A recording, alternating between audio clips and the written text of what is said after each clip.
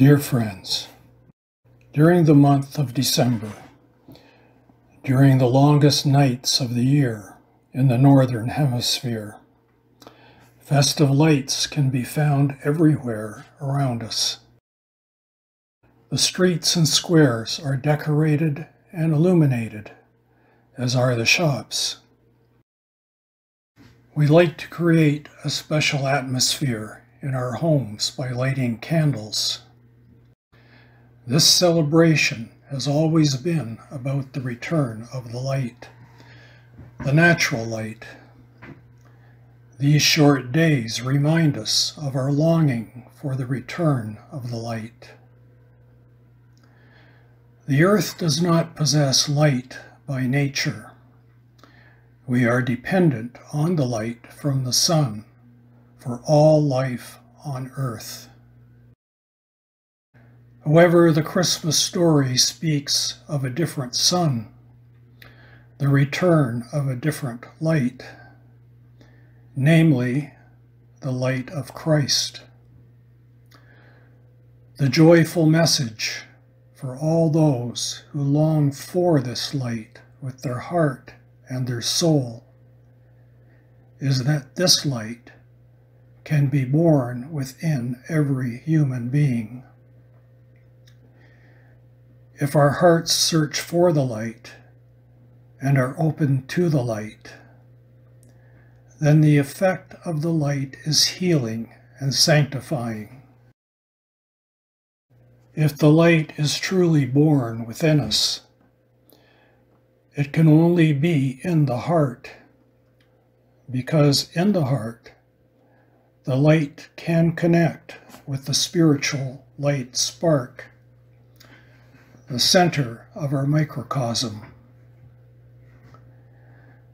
Z.W.Leene, one of the founders of the modern school of the Golden Rosycross, wrote about the light birth in 1937 in his book, The Fire Glow of Ascension. Celebrating Christmas is a happy event when we celebrate in truthfulness the birth festivity with Him, the Christ. Then the light is not only shining on us, but it affects us, it changes us. From natural beings, we then become spiritual human beings. When the light of Christ is born in our souls, it completely fills the human heart and mind. In a spiritual sense, it warms our soul and fills it with a fiery glow. In this fiery glow, the light spark flares up.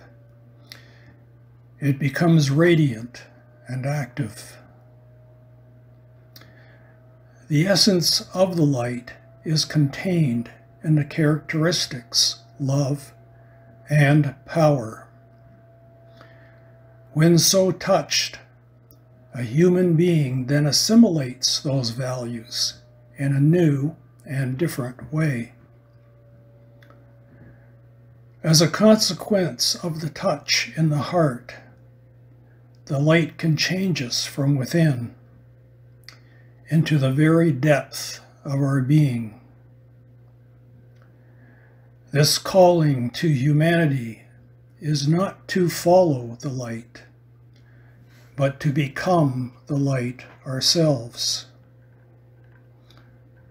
God is light, a light that is both transcendent in the solar system and immanent in His creations and creatures. The two together, the light that is both transcendent and immanent, allow the light to connect to us, to be born and to flare up within us. The abstract transcendent light penetrates through the darkness of our being in order to awaken the soul so that the immanent light can become active. Even though we know and experience that we, as human beings, are not the light ourselves, we know that our souls can be immersed in the light. Once our soul, that is the light spark, has been touched, it also has an effect on how we experience life. We can then experience life as lighter and more joyful, inspired by new insights. We may long to reshape our lives. Each person does this in her or his own way, according to our own nature and capability. However, one thing we do experience in the same way is our longing for the light and our longing for the essence of the light, as seen in such values as love, wisdom, and power. Such a desire is like a flame. It may be a tiny flame, but in fact, it is a light with which we can immediately see what matters in our lives. We can see what the main core of our life is. In the beginning, it might be a bit blurry and unclear, but still, we begin to see it.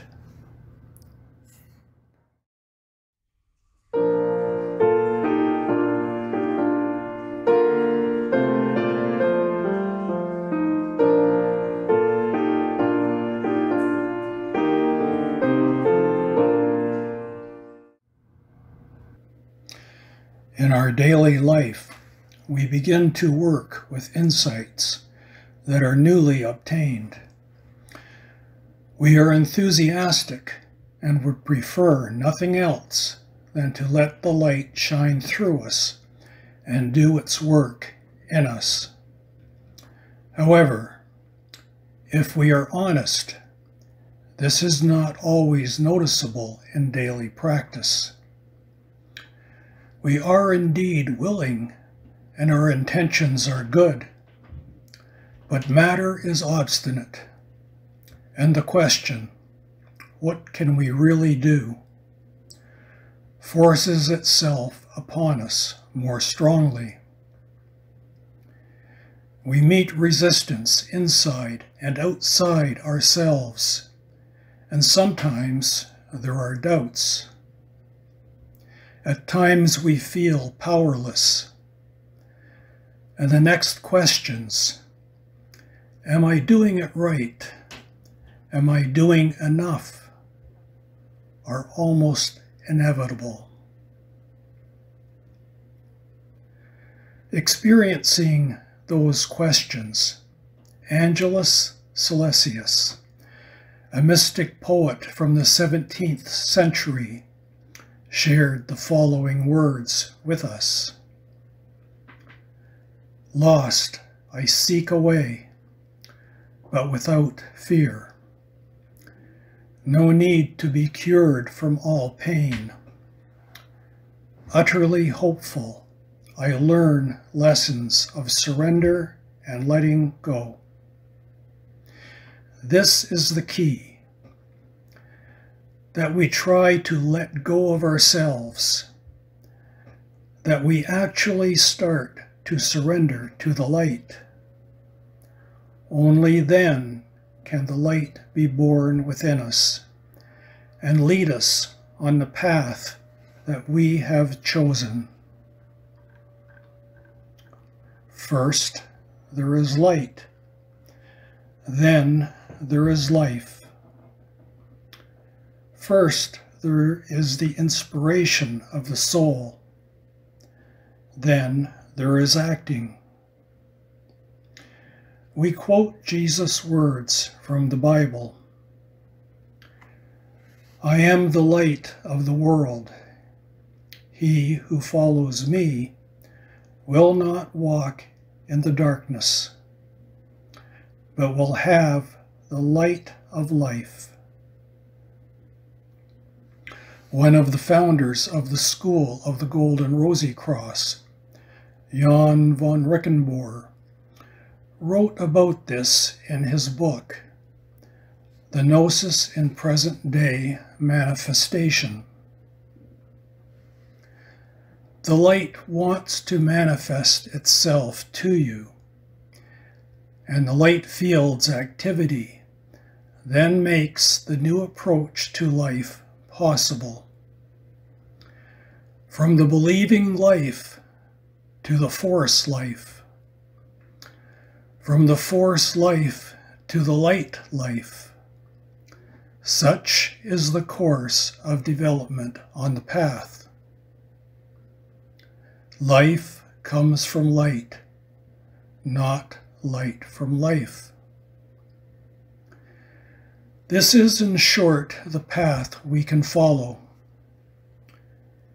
Everyone who starts to live from faith in the light and in the new life undergoes the power, enters into the connection with the light, and thus comes to new life, because from the light is life.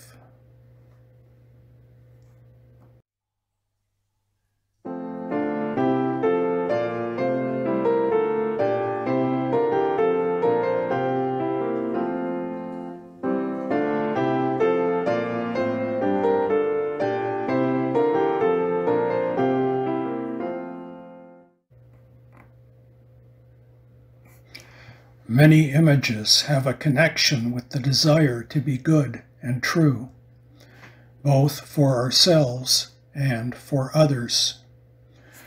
For example, Hermes speaks of goodness, beauty, blissfulness, and wisdom as characteristic aspects of the divine being.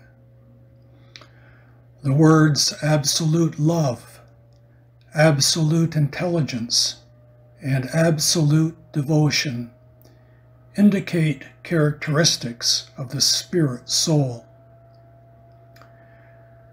We can read about the 3 holy gifts that were offered to the newborn Jesus Christ: the gold of the spirit, the incense of the soul, and the myrrh for the healing of the body. All these images can encourage us to become good, true, and righteous. Images which Z.W.Leene often elicited in his writings, as in the following quote: "When we implant the light into the nature of our being, only then do we become good. Only then do we become true. Only then do we become righteous. But friends, do you already know its price? The light asks for yourself. The light asks for your help. What then is necessary for you to do? First of all, hunger for the Spirit, and secondly, be earnest, profoundly earnest. Subsequently, devotion, and then service to others. If we meet one another on the basis of the soul, on the basis of the desire for the light, then we see the innermost essence of each other. Then we confirm that desire in each other. Then we are subservient to the other one, both within ourselves and in our fellow human being. The state of subservience therefore means serving the other one in a human being, serving the light spark in the heart. How can we see that for ourselves? Earnest contemplation, concentration, and reflection will help, but also joy, friendship, and living in an inspired way will contribute. As human beings in whom the light spark flares up, we can always experience the connection with this other one within, it being the basis, the foundation of our togetherness. We become increasingly conscious and more open. True, we see our fellow human being with all their limitations, but at the same time we see the soul in everything, as an essence that lies hidden behind all limitations and forms. We see causes and motives coloring our behavior, but we can omit judgment. We can do that because we no longer see ourselves as the nucleus around which everything turns. The light spark is the nucleus. On that basis, we can go and meet each other on the basis of the other one within us.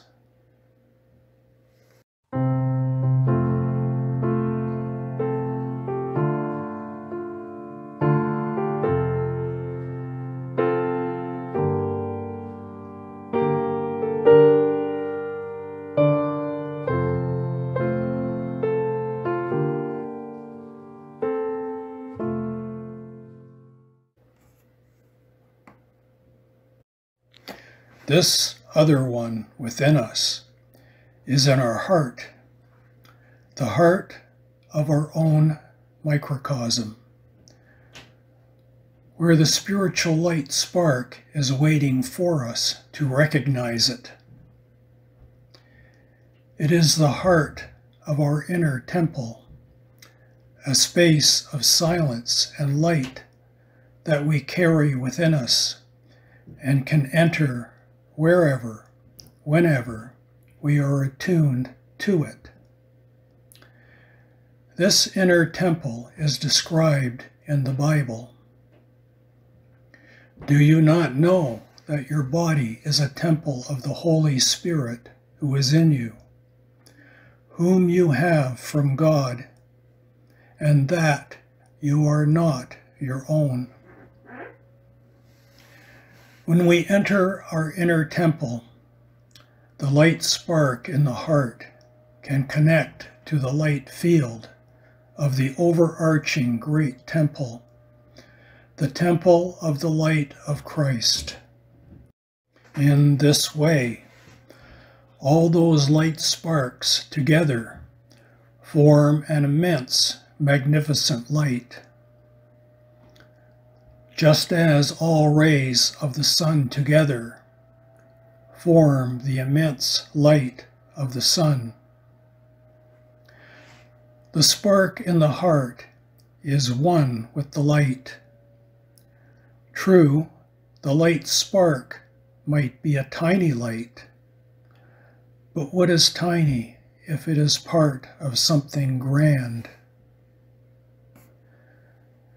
The spark in the heart is not separated from the light, but it is one with it.